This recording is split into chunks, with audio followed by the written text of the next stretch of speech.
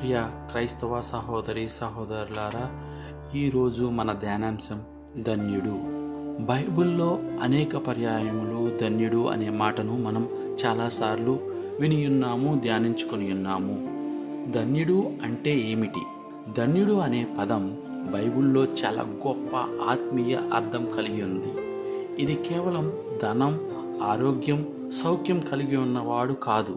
దేవుని అనుగ్రహం, సమాధానం, రక్షణ, ఆయన సమీపం పొందినవాడు ధన్యుడు. దేవునితో సరి అయిన సంబంధంలో ఉన్నవాడు ఆయనే నిజమైన ధన్యుడు. ప్రపంచం చెప్పేది ధనం ఉన్నవాడు ధన్యుడు, కానీ బైబిల్ మాత్రం చెప్పేది దేవుడు ఉన్నవాడు ధన్యుడు. ధన్యులు అనగా దేవుని అనుగ్రహ స్థితిలో ఉన్న వ్యక్తి, అంటే దేవునికి దగ్గరగా ఉన్నవాడు, దేవుని చిత్తంలో నడిచేవాడు, దేవుని సన్నిధిని అనుభవించే వ్యక్తి నిజమైన ధన్యుడు. మత్తయి సువార్త 5వ అధ్యాయము 3వ వచనం నుండి 12వ వచనం వరకు ధన్యుడు అనే వ్యక్తి గురించి ఖచ్చితమైన అర్థాన్ని చెప్పే విధంగా బోధించి ఉన్నది.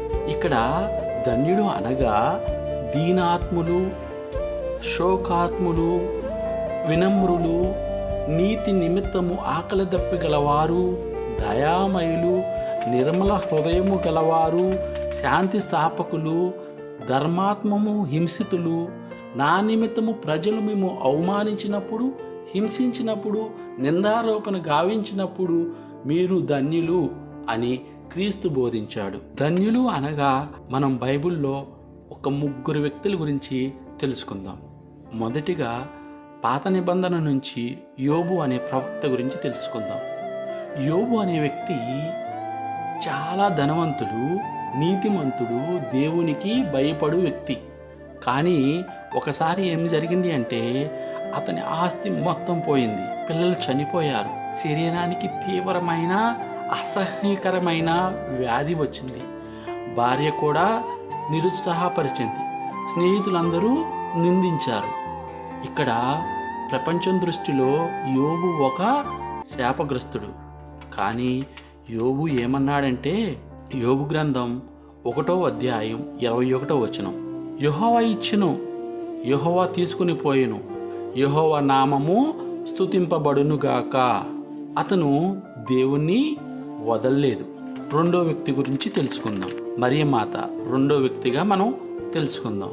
మరియమాత దేవుని ఎలా అంగీకరించింది అంటే లూకా సువార్త 1వ అధ్యాయం 38వ వచనము, ఇదిగో ప్రభు యొక్క దాసురాలని, నీ మాట ప్రకారమే నాకు జరుగునుగాక. ఆమె దేవుని చిత్తాన్ని అనుగ్రహించింది. ఆమెకి ఇక్కడ సుఖము, సౌకర్యము లేవు, కానీ దేవుడు మాత్రం ఉన్నాడు.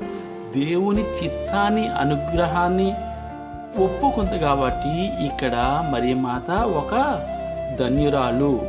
ధన్యత అంటే సులభమైన సుఖమైన జీవితం మాత్రం కాదు. ధన్యత అంటే దేవుని చిత్తంలో, దేవుని చిత్తానుసారంగా జీవించడమే ధన్యత. ఇక 3వ వ్యక్తి గురించి మనం తెలుసుకుందాం. 3వ వ్యక్తి పునీత పౌలు గారు, యేసుని యొక్క అపోస్తలుడు పునీత పౌలు గారు. పౌలు యేసును ప్రకటించినందుకు చాలా కష్టాలు, ఇబ్బందులు అనుభవించాడు.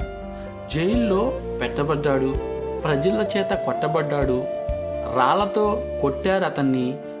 అతను ప్రయాణం చేసే నౌక నీటి యందు మునిగింది.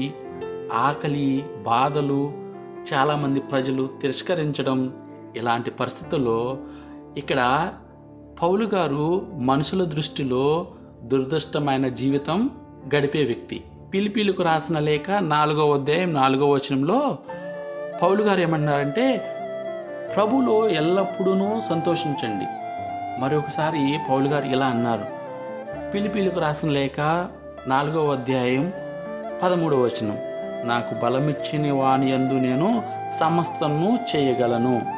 ఇలా మనము ధన్యులు అనే వ్యక్తి గురించి, ధన్యులు అనే పదం గురించి మనం ధ్యానించుకుని ఉన్నాము.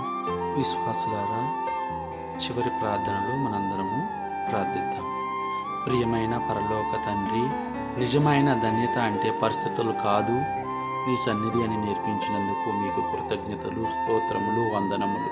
ఆశీర్వాదాలు ఉన్నప్పుడు మాత్రమే కాదు, కష్టాల్లో కూడా మిమ్ము నమ్మే హృదయం మాకు ఇవ్వండి తండ్రి. యోబు వలె మిమ్ము వదలని విశ్వాసం, మరియ తల్లి వలె నిశ్చితాన్ని అంగీకరించే వినయం, పౌలు వలె అన్ని పరిస్థితుల్లో సంతోషించే కృప మాకు ప్రసాదించుము తండ్రి. ప్రభువా, మీరు మాతో ఉన్నారనే నిజాన్ని మా శాంతి, మా ఆనందం, మా ధన్యత అవునుగాక. మా జీవితమంతా మీ చిత్తంతో నడిచేలా మమ్ము నడిపించుము తండ్రి. ఈ మనవులను క్రీస్తు నామంలో ప్రార్థించుచున్నాము తండ్రి. ఆమేన్.